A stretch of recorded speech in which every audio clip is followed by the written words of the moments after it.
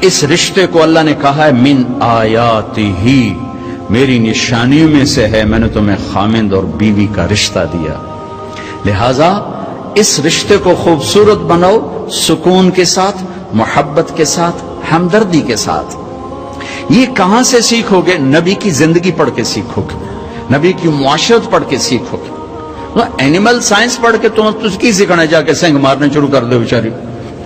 ہاں میرے نبی کی زندگی دیکھو جو حضرت ام عائشہ کو لقمے بنا کے کھلا رہے ہیں، یہ اظہار عشق تمہیں سکھانے کے لیے، ورنہ میرے نبی نے اللہ کو دیکھنے کے بعد اب کس کا عشق ہے؟ آپ کو سکھا رہے ہیں۔ ام عائشہ سے صحابہ سفر ہو رہا ہے، آپ نے سب سے کہا بھائی چلو بھائی، سورے آگے چلے گئے، دونوں اکیلے رہ گئے۔ عائشہ، اللہ کے نبی، عائشہ جی دوڑ لگائیں، اللہ کے نبی کہہ رہے ہیں دوڑ لگائیں، اور ڈاکٹر یونس دوڑ لا سکتا بیگم نالے پر؟ کہ میں چٹی داڑھی نال میں دوڑ لائیں، اور میرے نبی کہہ رہے عائشہ آؤ دوڑ لگائیں۔ حضرت عائشہ کہتی میں آگے نکل گئی، آپ پیچھے رہ گئے، چاہے آپ جان بوجھ کے پیچھے رہ گئے، کیا پتا۔ کچھ سال گزرے تو آپ نے پھر صحابہ سے کہا، ایک سفر سے واپسی تھی، چلو بھائی آگے، سب چلے گئے۔ آپ نے کہا عائشہ دوڑ لگائیں، کجی لگائیں۔ تو حضرت عائشہ کہتی ان دنوں میں موٹی ہو گئی تھی، تو جب دوڑ لگائی تو اللہ کے نبی آگے نکل گئے، تو آپ نے کہا دہی بتل کا، عائشہ آج تو اور میں برابر ہوگی۔ یہ زندگی سکھائی ہے میرے نبی نے۔ حضرت عائشہ چھوٹی تھی نا، آٹا گوندنا نہیں آتا تھا، تو اللہ کے نبی آٹا گوند کے دیتے تھے حضرت عائشہ کو، چاہے روٹی پکانی ہوتی چاہے روٹی بھی پکا کے دے دیتے۔ پر وہ تو ایسا تھا کہ ایک دفعہ حضرت فاطمہ رضی اللہ عنہ کے گھر گئے تو روٹی لگا رہی تھی، تو آپ بھی ساتھ بیٹھ گئے، اور ایک پیڑا لے کر نا ایسے ہی روٹی کرا کے لگا دیا۔ تو فاطمہ رضی اللہ عنہ روٹیاں نکال کے پھر بیٹھ گئیں۔ تو آپ نے کہا بیٹھی کیوں ہو؟ کہا وہ جو روٹی آپ نے لگائی تھی وہ پکی نہیں۔ کہا اس کو آگ نہیں جلا سکتی، اسے میرا ہاتھ لگا ہوا ہے، اسے نہیں آگ جلا سکتی۔ اس کے مہمان آئے تو ان کو کھانا کھلا کے رومال دیا، انہوں نے ایسے ہاتھ صاف کیے، سامنے آگ تھی، آگ میں ڈال دیا۔ وہ کہا یہ کیا کر رہے؟ تھوڑی دیر بعد چمٹے سے باہر نکالا تو وہ صاف ستھرا، ساری گندگی ختم۔ کہ یہ جلا کیوں نہیں؟ کہا اللہ کے نبی میرے گھر آئے تھے اور کھانا کھا کے اس رومال سے ہاتھ صاف کیے تھے، میں نے اس کو ویسے ہی رکھ دیا ہے، اس کو آگ نہیں پکڑتی جب اس کو میں آگ میں ڈالتا ہوں۔ اگر ہاتھ لگنے سے کپڑا نہیں جلا، اس وجود میں میرے نبی کی زندگی آئے گی تو اللہ اس کو کیسے جلائے گا؟ تو میرے نبی کی پاکیزہ زندگی جس میں خامند اور بیوی کا ایک بہت خوبصورت رشتہ ہے، پھر اس میں ماں باپ کا بہت خوبصورت رشتہ ہے۔ میرے نبی نے فرمایا اگر میری ماں زندہ ہوتی تو میں ایسی نوکری کرتا کہ عشاء کی نماز کے مصلی پر ہوتا، ادھر سے میری ماں کہتی محمد تو میں کہتا جی اماں جی، نماز توڑ دیتا، میں کہتا جی اماں جی۔ میرے نبی سے پوچھا گیا قیامت کب آئے گی؟ کہا اللہ کو پتا ہے۔ کہا کوئی نشانی؟ کہا جب ماؤں کو ذلیل کیا جائے گا آ جائے۔ ایک اور بات سن رہی، جب بیٹیاں ماؤں کو ذلیل کریں گی تو قیامت آ جائے گی۔ بیٹیوں کا خاص طور پہ نام لیا کہ جب بیٹیاں بھی ماؤں کو ذلیل کریں گی تو قیامت آ جائے گی۔ یہ بڑی خوبصورت زندگی میرے نبی ہمیں دے کر گئے، صرف تسبیح پکڑا کے نہیں گئے، صرف مصلی پہ بیٹھا کر نہیں گئے، وی سی کی کرسی پر کیسے بیٹھنا یہ بھی سکھایا ہے، اور بیوی کے ساتھ کیسے چلنا یہ بھی سکھایا، عورتوں کو بھی سکھایا ہے کہ اگر میرے دین میں سجدہ ہوتا تو میں بیوی سے کہتا اپنے خامند کو سجدہ کر، اور ماں کے قدموں تلے جنت ہے تیری، باپ تیری جنت کا دروازہ ہے۔ ابو ہریرہ جا رہے تھے، ایک نوجوان آگے جا رہا تھا، ایک بڑے میاں پیچھے جا رہے تھے، کہو بھائی، کہ جی ما ھذا منک، یہ کون ہے؟ کہ جی میرا ابا۔ کا پیچھے چل، اس کو آگے چلا، اس کو آگے چلا، خود پیچھے چل، کبھی اس کے آگے نہ چلنا، کبھی اس سے پہلے نہ بیٹھنا، کبھی اس سے پہلے نہ بیٹھنا۔ امام زین العابدین پاکیزہ ہستی، اماں کے ساتھ کھانا نہیں کھاتے تھے، اور عرب میں وکر الگ الگ پلیٹیں ہیں نا، یہ تو ہمارا دستور ہے، عرب کا دستور ہے کٹھے کھانا۔ تو ایک شخص نے کہا حضرت آپ ماں کے ساتھ کھانے کو نہیں کھاتے، آپ تو اتنے ماں کے فرما بردار ہیں۔ کہا بھائی مجھے ڈر لگتا ہے کہ میری ماں کی آنکھ کسی بوٹی پہ پڑے اور اس کا ہاتھ آگے آنے سے پہلے وہ بوٹی میں اٹھا کے کھا دوں تو کہیں اللہ کی بارگاہ میں مردود نہ ہو جاؤں، اس لیے میں اماں کے ساتھ مل کے کھانا نہیں کھاتا۔ تو جن کے ماں باپ زندہ ہیں، استاد بھی باپ ہوتا ہے، ससुर भी बाप होता है, सास भी माँ होती है। अपने उस्तादों को भी बाप समझो, हकीकी बाप को भी बाप समझो। हजरत अली ने फरमाया जो मुझे एक हर्फ कुरान का नहीं, कोई एक हर्फ सिखा दे, कुरान नहीं कोई, तो मैं उसका गुलाम हूं, जहां चाहे बेच दे। अदब करोगे तो अल्लाह इल्म देगा। डिग्री के लिए ना पढ़ो, इल्म के लिए पढ़ो, अल्लाह तुम्हारे लिए रिस्क का दरवाजा भी खोलेगा, इल्म का दरवाजा भी खोलेगा। टीचरों से कहता हूं, तलबा को मोहब्बत से लो, टांटिंग ना करें, तंज ना करें, बेइज्जत ना करें। बेइज्जत करने से रिएक्शन होता है, इज्जत खत्म हो जाती है। अगर छोटों की मोहब्बत लेनी, उन्हें इज्जत देना शुरू करें, उन्हें प्यार देना शुरू करें, वो आपको इज्जत देंगे। अगर आप बड़े होने का रोब जितलाकर उन पर सख्ती करेंगे, रिएक्शन आएगा। हमारा माहौल है, शिद माँ बाप भी सख्ती करते हैं, माँ बाप भी तरबियत के नाम पर डंडा उठाए फिरते हैं। और कितने बच्चों को बीमार कर दिया, तेरे नंबर क्यों थोड़े हैं, तेरे नंबर क्यों थोड़े हैं, तेरे ए क्यों थोड़े हैं, ये पता नहीं एक तो ए बी की थुआ बड़े, तो उनको पागल कर दिया है। अब ये वॉच करो, देखो माथे पर रिस्क लिखा होता है, डिग्रियों पर रिस्क नहीं लिखा होता। ये अच्छे इंसान बने, मुआशरे का अच्छा फर्द बने, पढ़ाने की मेहनत जरूर करो, पागल ना बनो, अपनी औलाद को पागल ना करो। मेरा एक बच्चा ज़हीन था, दूसरा जरा मुतवस्सित था, तो मेरी बेगम ने दोनों का आपस में मुकाबला करा छोटे को बड़े का दुश्मन बना दिया। तू देख, तेरे इतने थोड़े नंबर आए, ये तेरा भाई है, देख इसके कितने अच्छे नंबर आए। वो छोटे वो बड़े के गिरबान पकड़ने लग, और इतना उसके साथ वो बदतमीज हो गया। मैं कहा वेख, ए तेरे मुकाबले का नतीजा है। एक का कुदरती इस्तेदाद थोड़ी होती है, किसी और चीज में ज्यादा होती है, एक पढ़ने में अच्छा होता है, एक किसी और चीज में अच्छा होता है। तो अपने बच्चों की खूबियां देखकर उसको हाईलाइट करो। ये सिर्फ नंबरों के ऊपर ना तोलो, नंबर तो नकल मार के भी आराम ना तुझे ले लो। तो कभी औलाद की आपस में तकाबुल और शिद्दत और सख्ती। हमारा माहौल, मैं चौथी जमात में पढ़ता था, हमारे उस्ताद से मास्टर शफी साहब रहमतुल्लाह अलैह बड़े मेहनती थे, लेकिन वही माहौल था, सोटे डंडे। दिसंबर का महीना, सर्दी, एक वो उसका हिसाब का सवाल लिखाया स्लेट के ऊपर। हम 15 लड़के यूं लाइन में बैठे हो। अच्छा, मैंने देखा, मुझे नहीं आता था, मैं कहा चलो माफी तलाफी हो जाए।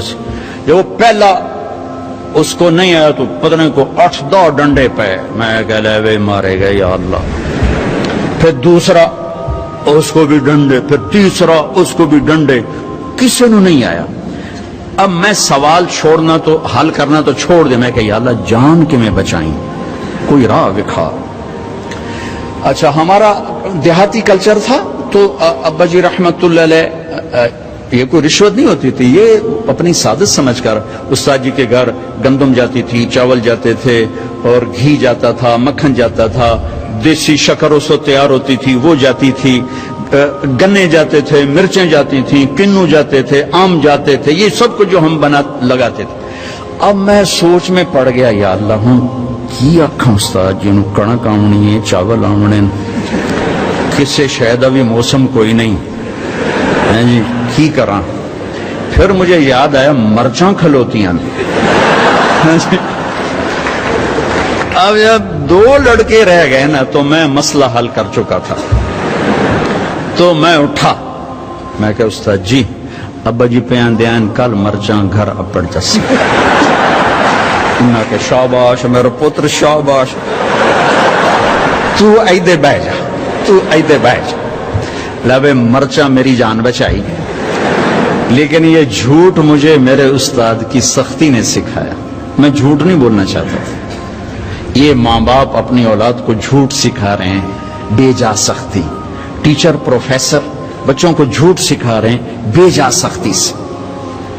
और आपसे कहता हूं कि अदब इंसानियत का जेवर है, अदब इंसानियत का जेवर है।